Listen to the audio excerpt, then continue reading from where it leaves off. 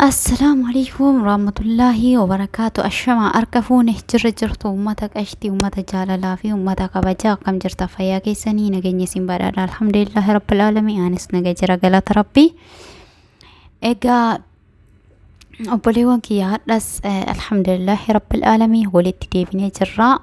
Rabbiin galannaa ga'u duraan dursa rabbii nagaa nuuf kenne fayyaa nuuf kenne sa'aatii kanaan walitti nagaadhaan walitti nu deebisee shukra isatti haa jiraatu. Alhamdulillahi rabbil aalamiin shukrii galfadhaadha isiniin jedha.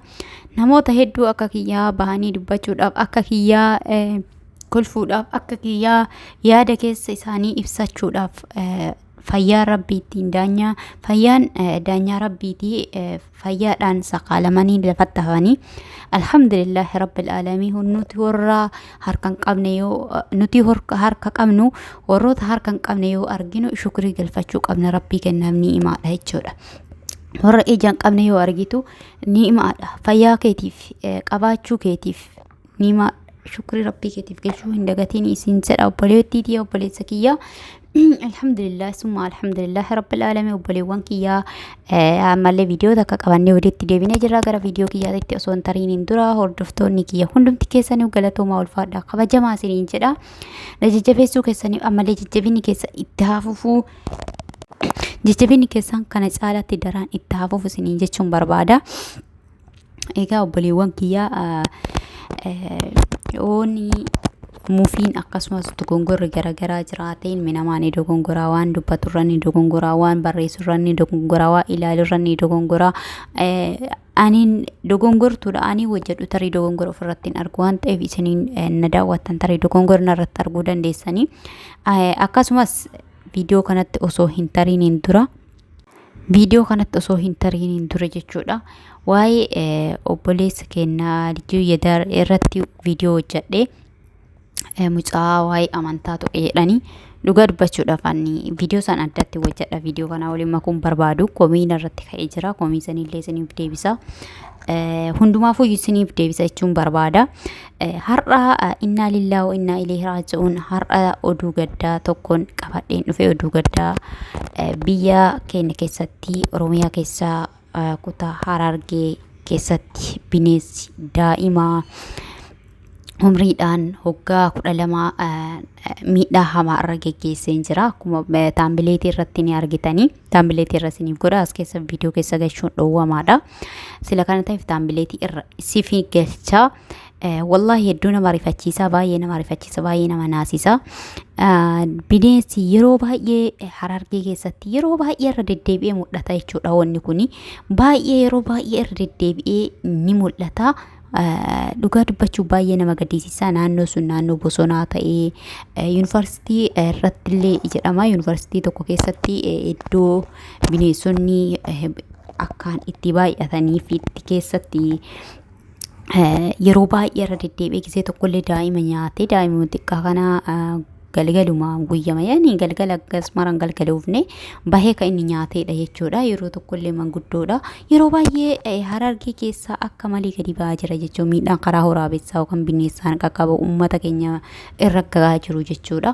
Baay'ee nama gaddisiisa. Haadha sanii dhugaa ani hin beeku waan hin jiraatu natti fakkaatu. Ija cinaa tokkollee waan keessaa baay'ee natti fakkaata. Mucaan garuu yeroo akkana ilaalu nama sodaachisa. Dhiigni akka maleedha. Kallacha cinaa tokko boccoqee akka malee nyaate irraa nyaate jechuudha.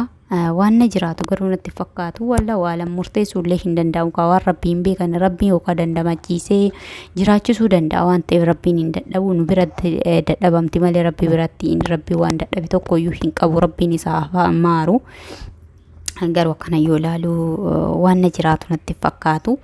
Hundumaafuu murtii harka rabbii jirti. Wallahi rabbiin haati suni akkasitti argite akkam taate haati dhaltee kan jedhu nama baay'ee nama rifachiisa. Anuun akkanatti ilaale baay'ee na rifachiise, baay'ee nama naasisa jechuudha. Wallahi rabbi isaa fayyisuu danda'aadha. Rabbiin isaa qurcuu garuu ashaganii jiranii ammaaf nafseen inuma keessa jirti. Ashaganii hospitaala jira. Hospitaala wal'aanamaa jira jechuudha. Har'a kan bineensi nyaate daa'ima dhalataa Harargee umriidhaan waggaa 12dha kan jedhame. Baay'ee nama rifachiisa jechuudha. Biyya keenya keessatti yeroo iddoo baay'eetti wanta akkanaa kun keessattuu bara kana baay'ee mul'atee jira. Yoo dogongoruu baadhee keessattuu magaalaa Harar yookaan Dirree Dawaa keessatti bineensi guyyamaan gadi yaa'ee guyyaa tokko viidiyoo wayii laayivii agarsiisaa turan jechuudha. Dhugaa baay'ee na ajaa'ibe dubartiin calistee bira deemte akkuma hoolatiidha jechuudha. Yaa'eetumaan kararra taa'ee akkuma sareedha mana hoteela wayiitu jira. Hoteela san keessa lafee uumamaa gadda darbanii arga. Guyyaa adiidhaan jechuudha. Biyaansi. Yoo xiqqaate naannoo sa'a 8 akka 9 guyyaa isaa laayivii sallaalaa ture jechuudha. Guyyamaa magaalaa keessa bulookii magaalaa guddoo keessa dubartiin calliftee bira deemti jechuudha. Dhugaa dubbachuudhaaf naman tuqu jedhanii osoo beela'ee nama kamiyyuu waan dhiisu natti fakkaatu. Akkasi bineensota akkanaa kan akkasitti ufitti maxxansanii akka inni mi'eeffatee akkasitti bakka kennanii fi akkasi ufi dhiyeessuun suni baay'ee miidhaa hamaa geessaanii gaarii natti fakkaatu. Dhugaa dubbachuuf gaasan baay'ee rifadhe jechuudha. Dubartiin akkanuma calistee bira deemte akkuma hoolatiidha. Hin dubbatu irrallee garagalee ilaalu. Garuu yoo saniif jechuudha inni illee akkuma nuti qaruu ta'e inni illee qaruu ta'edha. Yeroo sani osoo inni taf jedhee akka dhibne akka miidhaa irra gahu waan hin beekuuf dagachiisee tariitiin waan dhiisu natti fakkaatu wanni bineensa. Alagaan alagumaa maaltu alagaadhaaf fira jedhee saniidha. Bineensi bineensuma jechuudha. Kanaafuyyuu dubartii akkasii uffannantee guyyaadha akkasii itti riiqattee bira tartuan nan gammachiisu jechuudha. Nuuf illee yoo ta'e dubartii keessattuu hin beeka onni dubartii bineensi ni beeka jechuudha. Dhugaa dubbachuudhaaf baay'ee na rifachiise jechuudha. Ankaafsa yoo nyaate qabate osoo jedhu biruma tarte ofirraa garagalee ilaallee hoteela tokko jira. Hoteela san keessa lafee uumamu foonii hoteela guddaadha natti fakkaate. Gadi darbaniif jechuudha Dirree Dawaa keessaa dhiyeenyuma kana jechuudha. Bineensonni yoo xiqqaate 4-5 natti fakkaate garuu dogongoruu baadhee lawaa 4-5 natti fakkaate. Baay'ee akkuma hoolatii calliseetuma ciciisa jechuudha. Sariin illee maciciifti, duttullee dubbattullee calliftee ciciifti sariin illee lafee hojii qoratti. Bara akkanaa kana keessa jirra jechuudha. Dur sariin bineensa bira ciisuudha miti foolii isaatu iyyuu fageenyatti beettee jetti iyyitee lafa onni jetti. Amma garuu nama ajaa'ibsiisa bara bineensaatti akka hoolaatti riiqataa bira turan bagra sariin bineensa wajjin ciiftee lafee qoqqorattu nu argisiise jechuudha. Kana jechuun garuu ani dhugaa dubbachuudhaaf nan gammachiisu akkas bineensa maxxansanii daa'immaniif gaariin ta'u daa'immaniif dubartiif guddoodhaaf nama kamiifuyyuu gaariin ta'u bineensi bineensuma osoo fageenyumatti yoo qallabanillee fageenyumatti osoo waan kennaniif gaariidha. Akkasii magaalaa keessa maxxansuun ammoo baay'ee ulfaataadha. Keessattuu namni magaalaadhaa galgala illee ni deemanii suuqii dhaqanii daa'imman gadi baatii balballi aaxiriin tokko kanii wannaadhaa malee hundi cufaa gaan qabu waan ta'eef magaalaa biyya keenya keessa akkuma ni beektanii magaalaa mukaa fa'aan walitti haxiranii dhiisanii ni beektanii warroota waan danda'u malee keessattuu sa'aatii kanatti qorqoorroon takkattiin birrii 700-800 galtee kanatti uummanni keenya baay'ee dadhabee jira. Haxirii gahaa hin qabne jira jechuudha. Xaaxirii irraa jijjiiree mana qofa kararratti kan jirtu argitan akkasumatti jechuudha. Wantoota kanaaf baay'ee daa'imman ni miidha. Daa'imman mana daa'imman jirtu haguma kamiyyuu ittiftee baasuu hin dandeettu. Daa'imman akka teessisaati. Asii yoomasiin bantee baatullee argitu yeroo akkasiisaniif garuu miidhaa hamaa geessa hidhee yaadaan na sodaachisa baay'ee irraa sodaadha.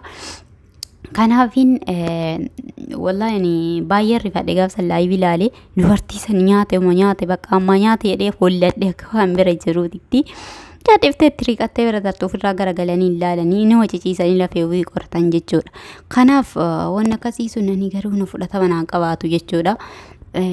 Akkasiin maxxansanii akkasitti dhiyeessuun gaariidha miti osoo adamsanii osoo miidhaa raggeessanii akkasitti uffannatee wanni hin jedhu namatu dhiisee akkas godhe ufitti maxxansee malee jechuudha.